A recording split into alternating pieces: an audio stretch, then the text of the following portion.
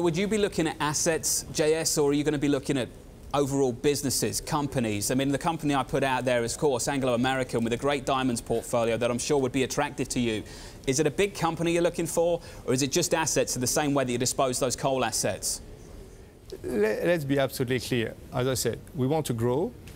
It's about build and smart M&A and smart buy. The strategy has not changed. The priority is to build, and you know that we have three main projects today. Yeah. World-class project, Rio Tinto in Mongolia, Silvergrass, which is iron ore in WA, and Amron, which is bauxite in Queensland, which is in Australia. That is a priority number one.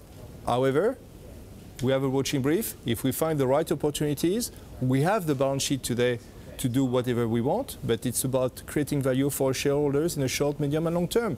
And today, what you've seen, $3 billion of return to our shareholders, is a good example of what we mean there. Well, JS, let's move on to China, shall we, just for a moment. I think one of the positives of the last quarter, and it surprised a lot of people, was just how well China delivered. Half of the steel demand, a big boost there as well. It's all coming from China, and I think it surprised a lot of people. How do you see that playing out when the political pressure continues to build for the likes of the Chinese to cut back down on steel capacity?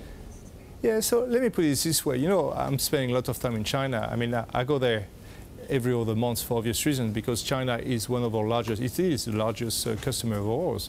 So I've got no doubt in my mind that China is serious about the restructuring of their steel business. However, let's be clear, it doesn't mean a reduction in output.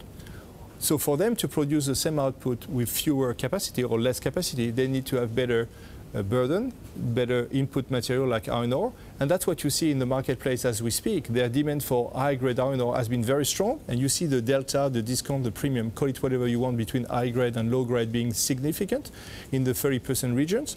This creates opportunity for us. So am I confident about China going forward? The answer is yes, and that creates opportunity for Rio Tinto and its shareholder.